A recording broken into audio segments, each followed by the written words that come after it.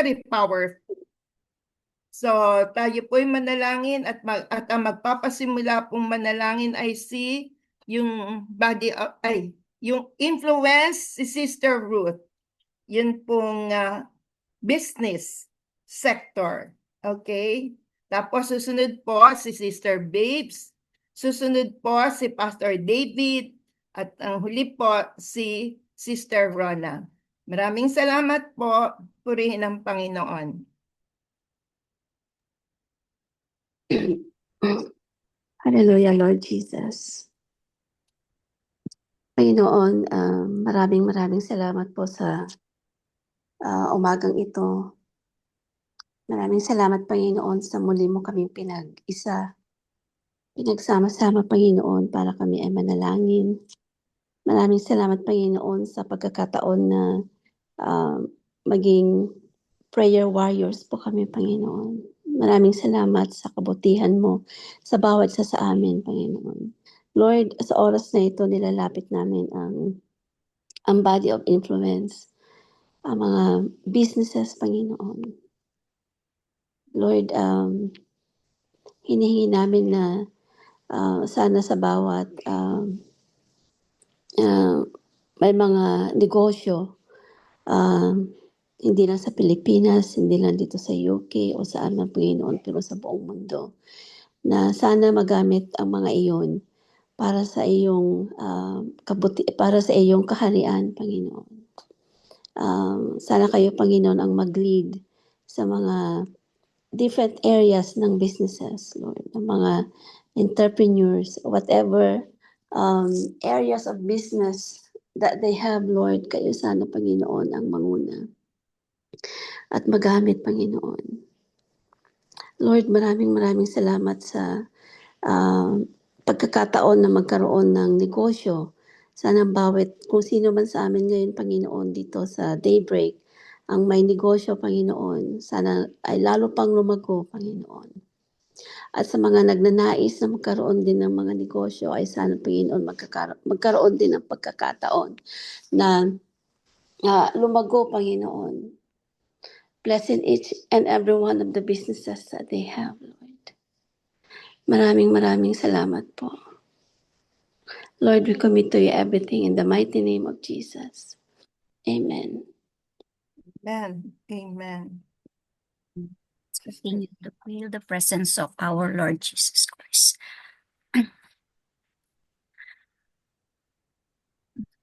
Heavenly Father, we come before you with hearts full of gratitude and humility, lifting up our prayers to your loving presence, especially the body of Christ, as we believe we as your children, as you have if part of your body, as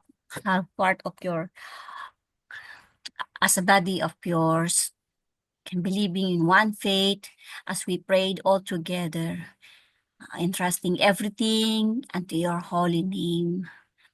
And Father, in 1 Peter 5:2-3 says, pray that our leaders will serve humbly as godly examples to all. And may the church will labor and strive to present everyone mature in Christ, praying that more workers step up to faithfully serve.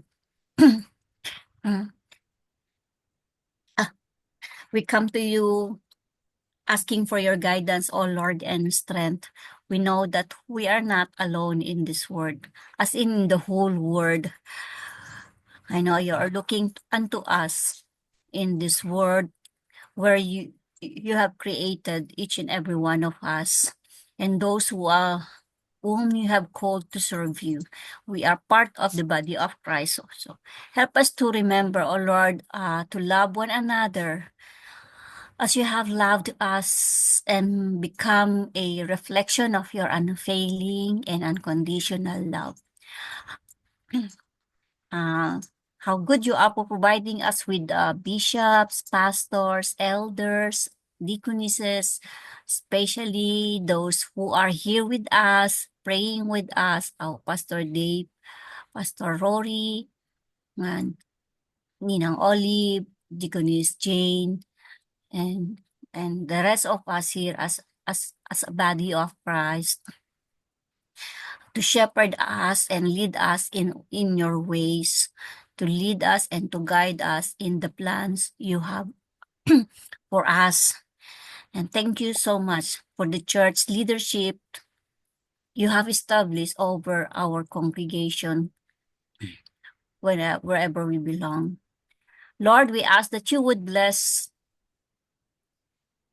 and keep us, and that your face would shine upon us and give us peace in everything and in anything.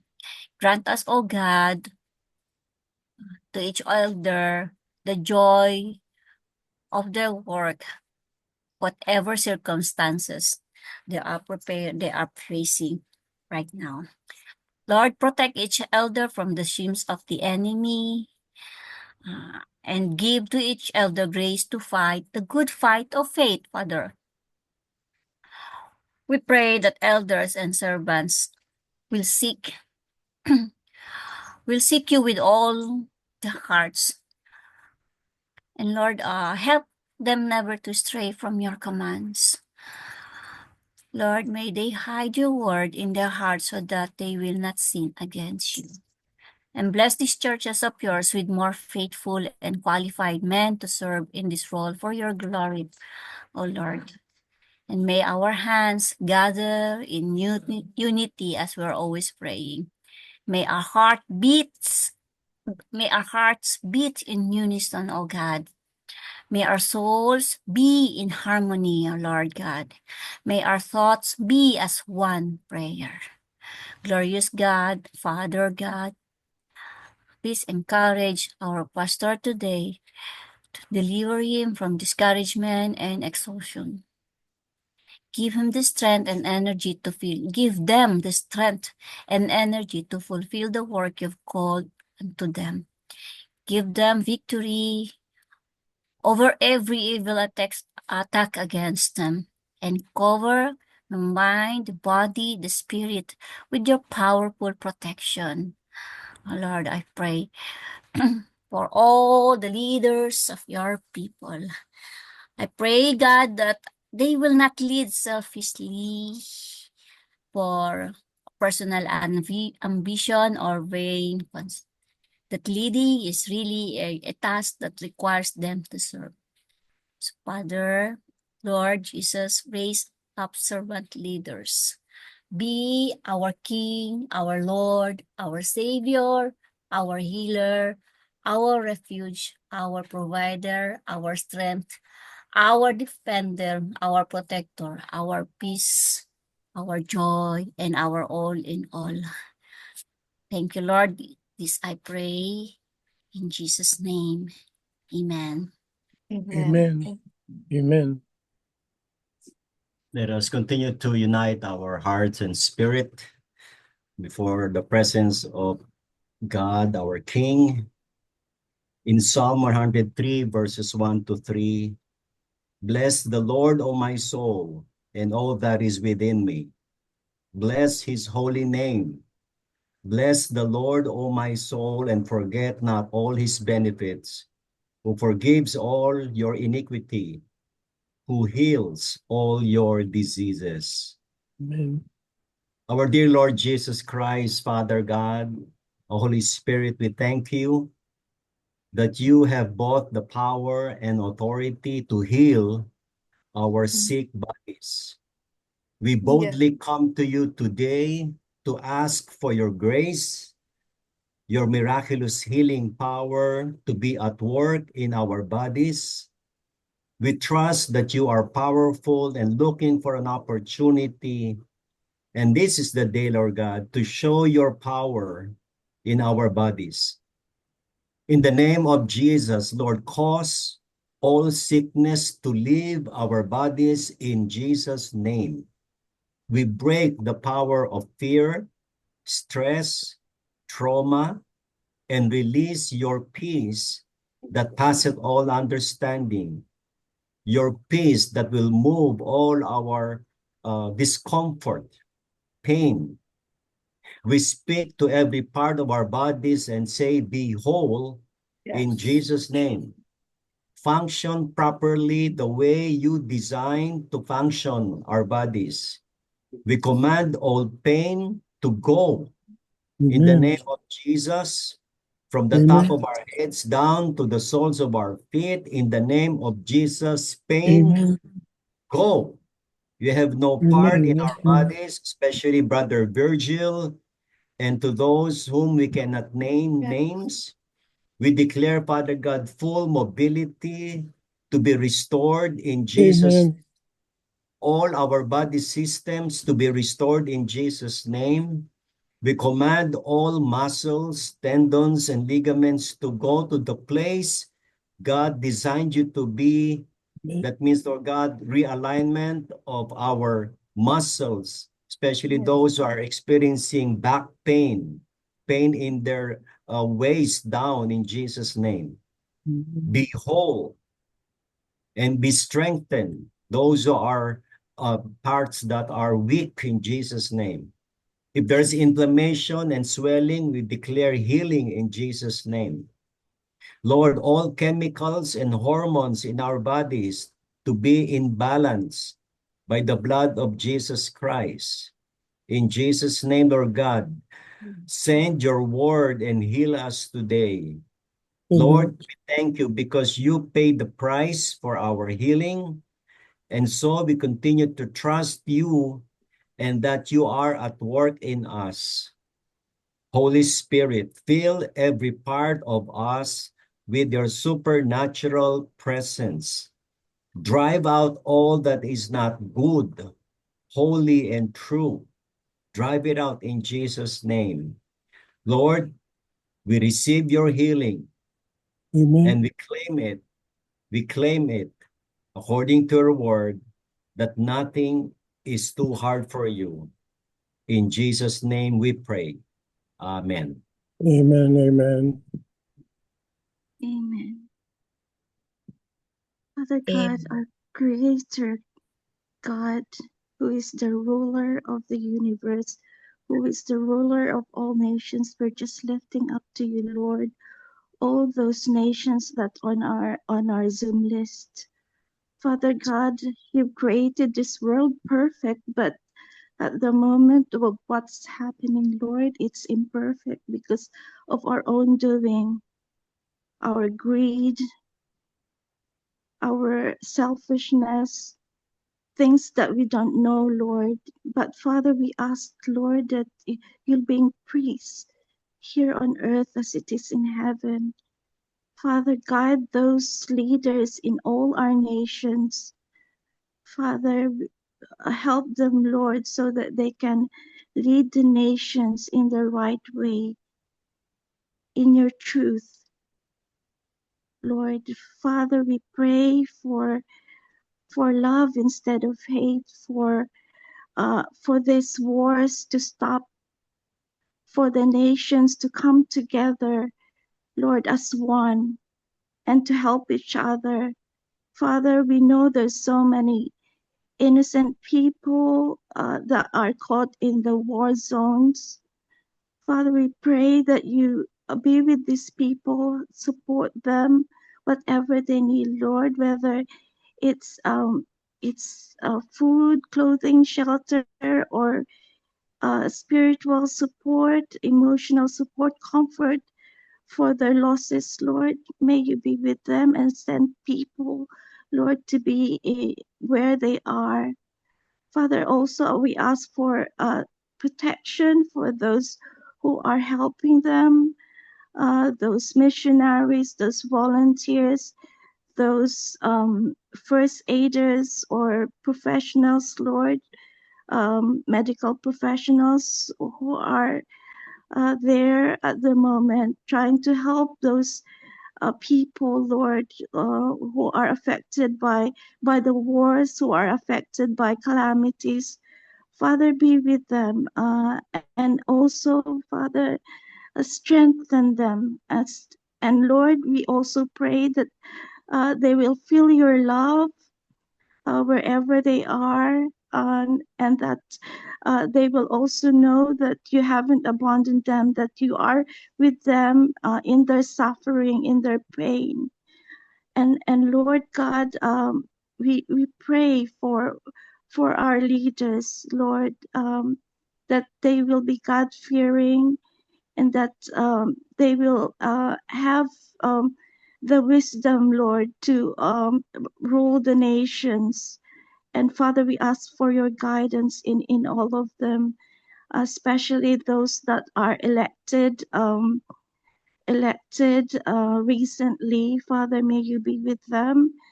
And also, Father, may we pray that the people will support them and in their policies, in whatever they're doing, Lord, in the parliament or wherever they are when we're doing all these um, policies for the nations. May it be a policy that can benefit the people, Lord God, especially those who are uh, disadvantaged in the disadvantaged, Lord, the third world countries, those who are, there's so much suffering, Lord, but we know, Lord, that you are a God of the impossible who can do things miraculously, especially with the peace negotiations. We know, Lord, that you're able to change things around. And Father, we pray that you be with each and every nations in this world, so that there'll be peace will come here on earth as it is in heaven. In Jesus' mighty name, amen. Amen. Amen. Amen. Maraming salamat po sa lahat sa mga nanguna sa atin sa panalangin. Ngayon, dadako na po tayo sa ating devotional message for today. Purihin po ang Panginoon. Atin pong simulan sa pamamagitan ng patuloy na makarating sa Amerika. Ano po? At nagkataon na yun po ay panahon ng Holy Week. Kaya nakita po namin kung ano ang Holy Week sa Amerika. Ay wala pong sign ng Biyernes Santo. At ito po ay bahagi ng isang concert na ginawa nung Good Friday sa Amerika. At doon ko po na-realize, oo nga naman. Kasi dito po sa Pilipinas, lalo na nung mga yung mga matatanda sasabihin, huwag kayong magulo. Yung mga bata, sasabihin sa amin, huwag kayong magulo, huwag kayong maingay. Patay si Kristo, ganon. Kasi karamihan naman sa atin Catholic background na po tayo, nalaman po natin ang katotohanan. Pero kahit na po noon, kahit na nasa NACS na ho kami, pagka Biyernes Santo, talagang hindi dapat maingay. Tapos yun po yung panahon na nagre-retreat tayo, lalo na mga kababaihan. Andun po kami sa NACS, magmula po Thursday yon hanggang sa communion. Tapos pagdating ng Friday, yung 7 last words, naman po, hindi naman po masama lahat ito. Pero nakita ko po na there is no more point of yung para hubang sabi nila Biyernes Santong mukha. But it is always a celebration sa mga mananampalataya na alam na po natin na ang Panginoon ay buhay at ang Panginoon na ito ay pumapasok sa puso at siyang dahilan kung bakit we can celebrate life, the life of Jesus in us. At yun po yung pinaka theme ng ating devotion po sa umagang ito ni Oswald Chambers. Unquestioned revelation. Base po sa John 16 verse 23. In that day, you will ask me nothing. Alam niyo po, ang background nito, hindi naman po kasi nilagay ni Oswald Chambers, yung background po nito, ay ito yung panahon na sinasabi ng Lord Jesus sa kanila, now you will see me, but in a little while, you will see me no more. At hindi po ito naintindihan ng mga alagad. At sinasabi ng Lord, para bang isang anak, parang isang babaeng magluluwal ng sanggol. Pero ay, matapos na magluluwal, yung nanay, nakakalimutan na lahat ng kanyang pinagdaanan na hirap para mailuwal yung sanggol. At ang sabi po ng Panginoon, pagdating ng araw noon, sabi niya, I will see you again. You have pain now, but I will see you again, and your hearts will rejoice, and no one will take your joy from you. On that day, you will ask nothing of me. Wow! Yun po pala ang background po nito, no po?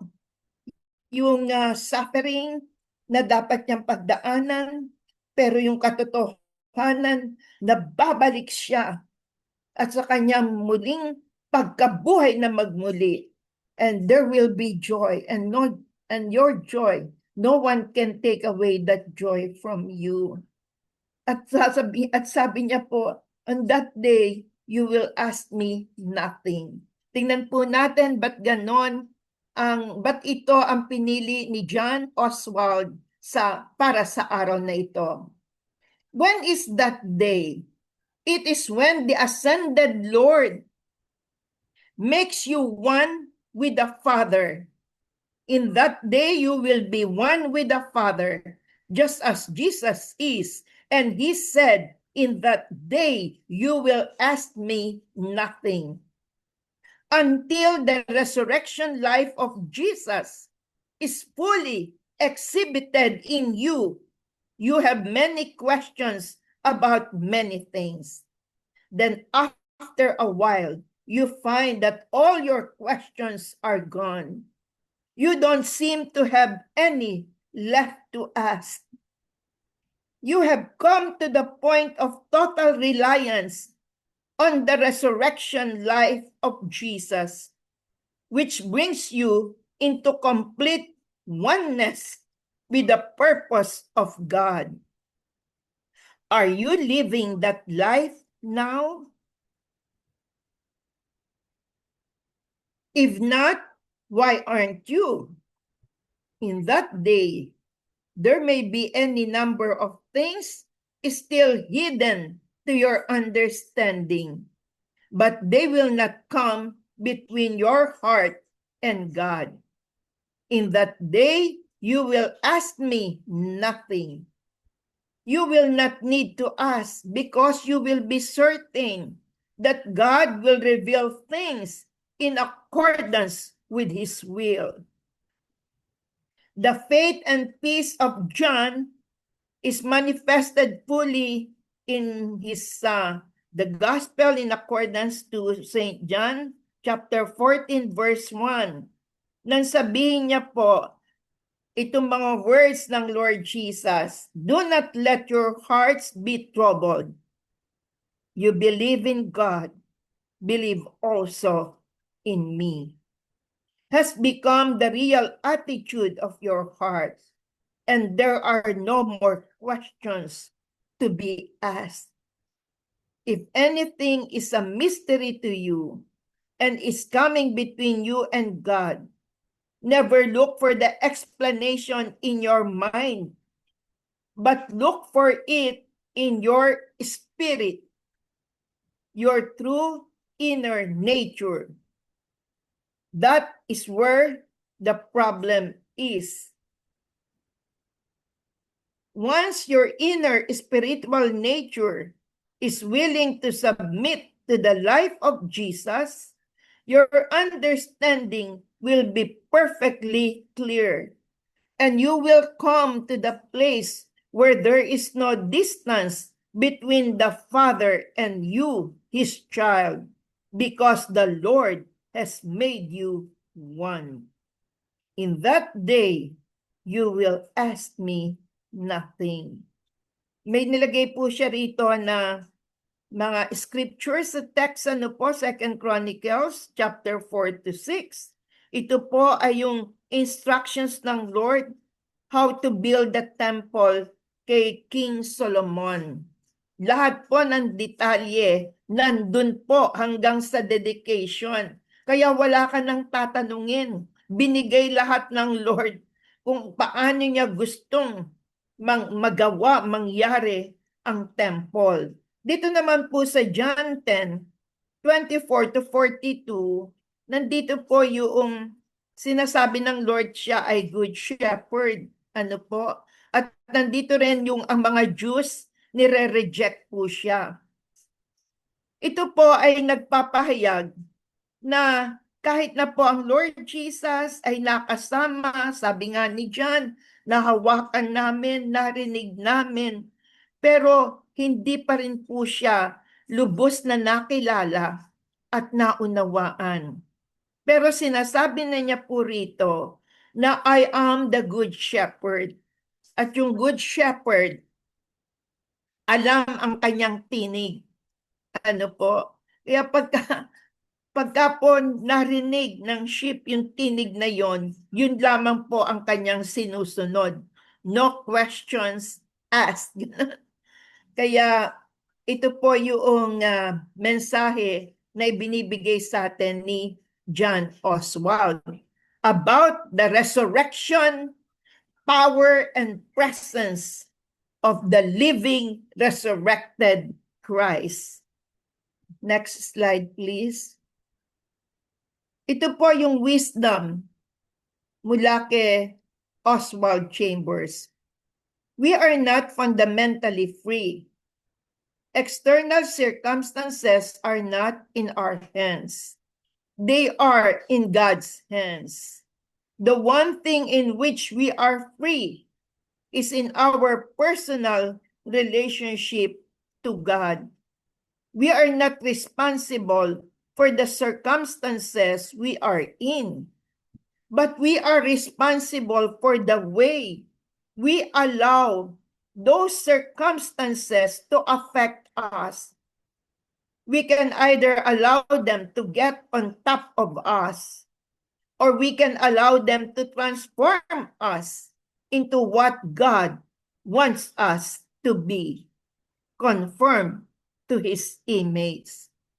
Purihin ang Panginoon sa napakatinding mensahe, revelation na ibinibigay po sa atin ni Oswald Chambers. At talaga naman po na nasa ating mga kamay kung paano ang magiging response po natin sa mga circumstances na nangyayari sa ating buhay beyond our control. Ano po? At maraming mga beyond our control. Katulad nga po sa aking kapatid na Virgil. Marahil kanina ayos na ayos siya, wala po siyang nararamdaman, pero all of a sudden, sabi niya po ngayon, ang sakit-sakit ng kanyang tiyan. Kaya kasama po siya ni Pastor David sa ating prayers kanina. Okay po ba? Tanungin ko lang sandali yung kapatid ko kung kamusta na po siya ngayon. Ito, Olive. Jill. Praise God. Praise God. Actually, I was prayed last night sa Miracle Night. Nila Pastor David, ni Pastor Art, ni Pastor Esther. Nawala yung sakit kagabi. And I was able to sleep na hanggang kaninang umaga, I was okay lahat. Ngayon, nung bandang mga 8 o'clock, nag-vomit ako. Tapos sa LBM. But I do not know bakit. Sabi ko, hindi pa ako kumakain noon. Wala pang breakfast, lahat. Pero anyhow, nang dala ng coffee si Angel, hindi ayoko ng coffee, sabi ko, hot water lang, Angel. Yun ang ininom ko lang. Pero yung pain, nandun pa rin.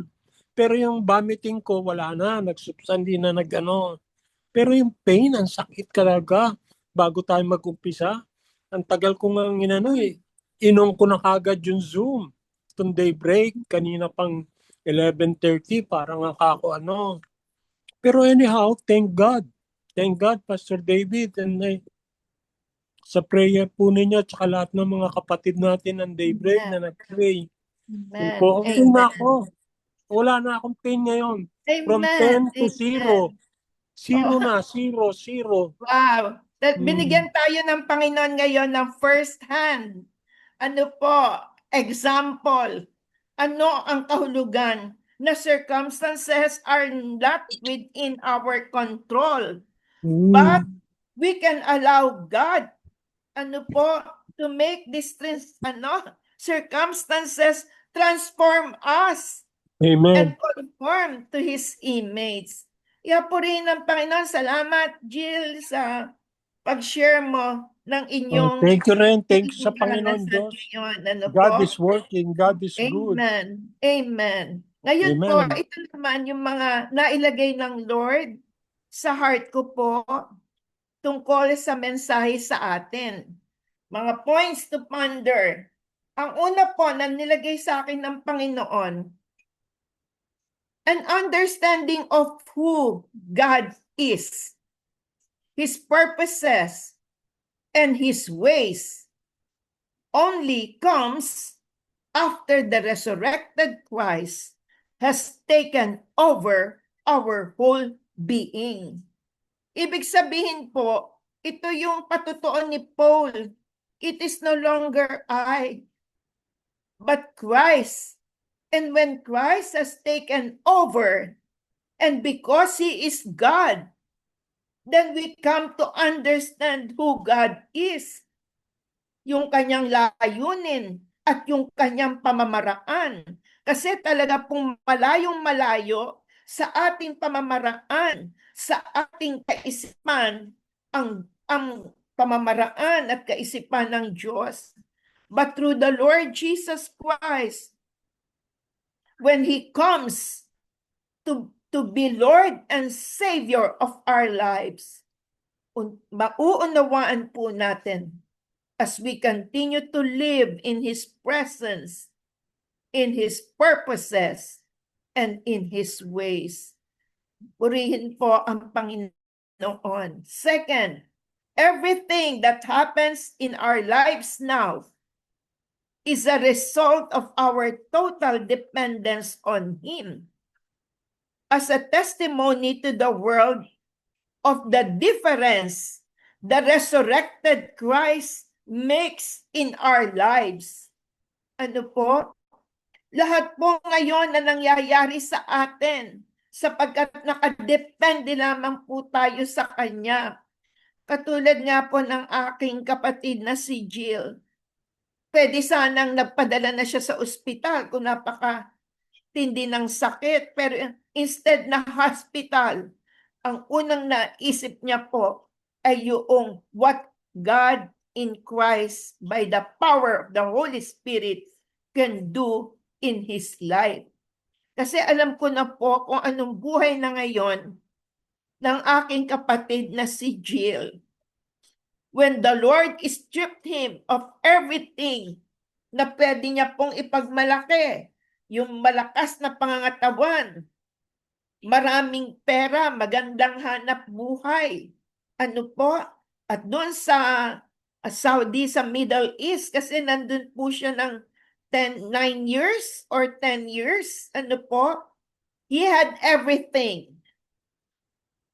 Kaya marami pong pangyayari sa kanyang buhay na pwede sanang nandun na siya sa hell ngayon. But because of the power of the resurrected Christ in his life, the salvation he has received, the testimony of healing, katulad ngayon, marami po yan testimonyo sa kapangyarihan ng Panginoon. Kaya nakikita po natin ito, ano ang kaibahan ng isang buhay na nasa Panginoong Hesukristo at sa isang buhay na wala ang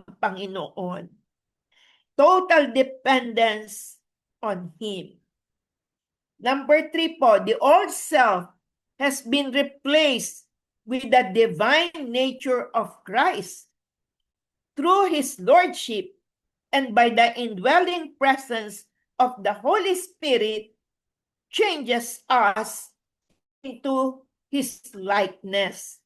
Alam niyo po, ang isang, kasi nandun po kami sa ministry, yan, alam na alam po ito ni Pastor David, ng healing and deliverance.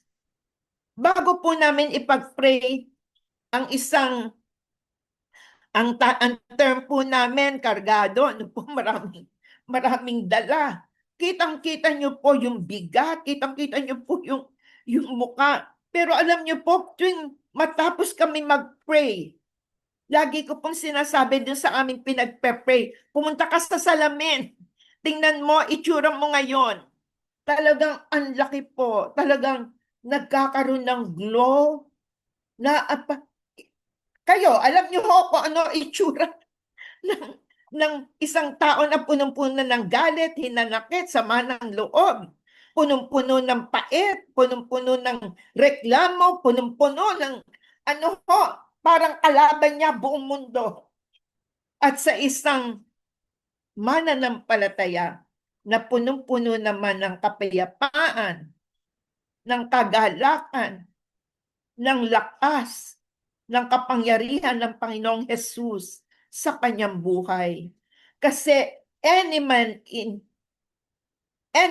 who is in Christ has become a new creation. The old things are gone. Behold, the new has come. At yun nga po, yung divine nature ng Lord Jesus sa atin through His Lordship. At ang maganda po doon, pagka po siya pumasok sa ating buhay, hindi na po siya nawawala sa pamamagitan ng indwelling presence ng Holy Spirit. At doon po nagkakaroon, tsaka mo marirealize, ay, kasi yung mama ko po, yan, naririnig ako ni Virgil, ibang-iba po siya nung wala pa ang Lord Jesus. Pero matapos na the Lord Jesus has taken over her life and she was filled with the Holy Spirit, talagang ibang-iba po, pati yung kanyang boldness to share the Lord Jesus with everyone na daraan sa kanyang harapan. Ang laki po ng kaibahan at purihin ng Panginoon. Lahat po yon ay ating nararanasan ngayon. Salamat sa napakadakilang pamamaraan ng Diyos para tayo iligtas, para tayo ibalik sa Kanya. At yun po ay sa pamamagitan ng isang buhay na Panginoong Hesukristo na winasak ang kapangyarihan ng kamatayan, ng kasalanan, at ni Satanas sa ating buhay. Kaya purihin ang Panginoon po sa umagang ito. At nais ko po na dahil tama-tama lang po yung ating oras, ano po, sa pagkakataong ito, aawitin po muna natin itong paborito ko pong awit sa mga ano po, katulad din ng kanina, paborito, Jill. Our most gracious Heavenly Father, our good God, hallelujah, Lord Jesus Christ, our Savior, Holy Spirit, O Lord, our Triune God, papasalamat kami sa araw na ito, Miyerkules, na magkakasama na naman kami na iisang amin layunin, magdasal, papurihan ka at pasalamatan ka sa lahat ng pagpapalang binibigay mo sa amin, Panginoon Jesus. Diyos Ama, unang-una po, papasalamat ako at pinahinto po sa ngalan ng iyong pangalan, yung sakit sa aking katawan, Panginoon. Salamat po sa interceding ni Pastor David. Nakausap kayo.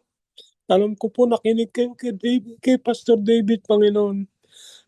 Salamat din po sa buhay ng aking kapatid na si Ate Olive sa napakaganda at powerful na message through Oswald Chambers, Panginoon, na marami kami nalaman at natutunan sa aming buhay na pwede naming ibahagi sa aming mga kapwa, Panginoon, na mananampalataya. Panginoon, salamat sa bawat isa sa amin dito sa Daybreak ngayon, Panginoon.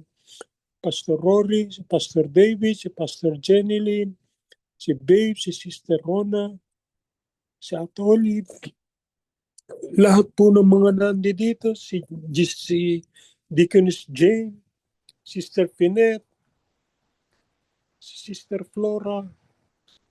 Panginoon, salamat po kung hindi ko pa naman nabanggit yung iba.